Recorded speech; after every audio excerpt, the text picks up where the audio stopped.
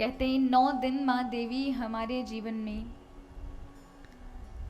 हमारे शरीर को हमें ऊर्जा प्रदान करती है, क्योंकि ये संसार त्रिगुणमयी कहा गया है। 3 चीज़ों से ये सारा संसार बना हुआ है, सत्व, रज और तम। और इन तीनों की ही उपस्थिति आपके शरीर में जब तक बराबर बराबर है तब तक तो ठीक चल रहा है। अगर 1-2 भी घटते बढ़ते रहे तो ये गाड़ी बेकार हो जाएगी, गड़बड़ हो जाएगी।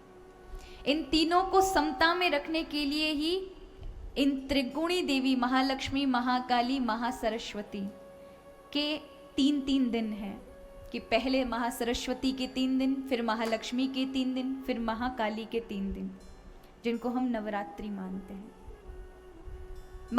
महासरस्वती जो हमको ज्ञान देती है, जिसकी वजह से आप संसार में अपना मार्ग देख पाते हैं। हाँ, ये मेरे लिए ठीक है, ये मेरे लिए गलत है। अगर ज्ञान ही ना हो, बुद्धि ही ना हो, विवेक ना हो तो आप चल ना पाओ। इसलिए 3 दिन सरस्वती के।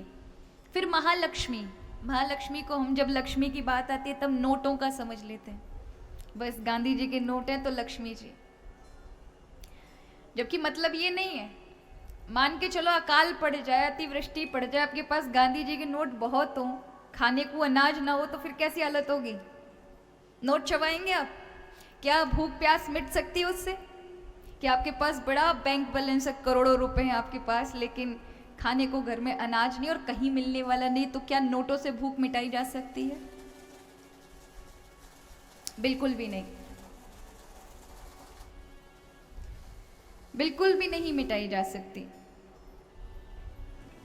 क्योंकि भूख तो केवल और केवल धान्य से मिटाई जा सकती है, अनाज से मिटाई जा सकती है।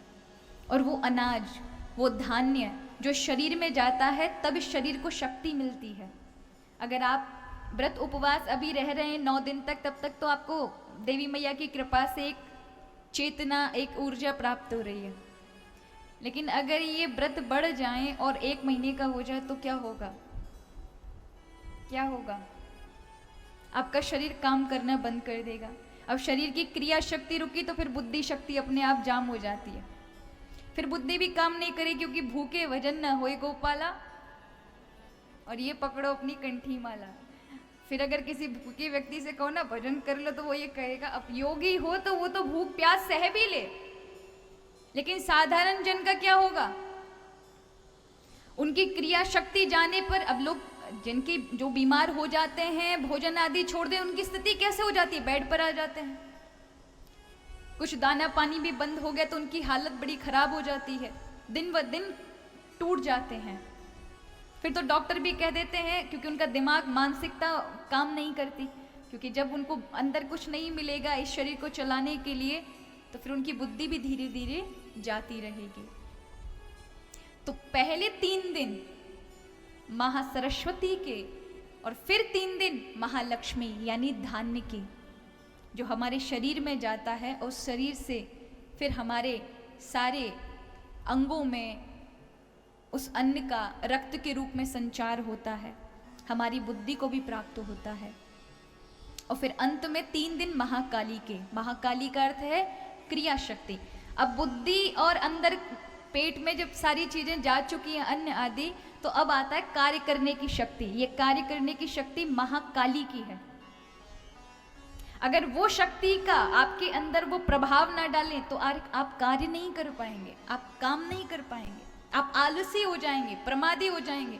देखा नहीं, हम लोग कभी कभी जब सत्व गुण आता है, हमें ज्यादा विशेष सत्व गुण ज्यादा बढ़ जाता है, तो हमें भगवान का भजन अच्छा लगता है। उस समय भगवान की सारी चीजें, भगवत भजन, सत्संग में आनंद आएगा। लेकिन जब रजोगुण ज्यादा बढ़ जाएगा तो क्या होगा? रजोगुण ज्यादा बढ़ जाने से फिर व्यापार अच्छा नजर आता है कि भैया पैसे कमा लो, बस उसी में खुशी है। और जब तमोगुण ज्यादा बढ़ जाता है और गुण, ये 2 गुण नीचे हो जाए, तमोगुण बढ़ जाए, तो फिर व्यक्ति आलसी हो जाता है, वो कुछ करना नहीं चाहता है। उसे बस सोने में बैठे बिठाए मिल जाए, कुछ करना ना पड़े।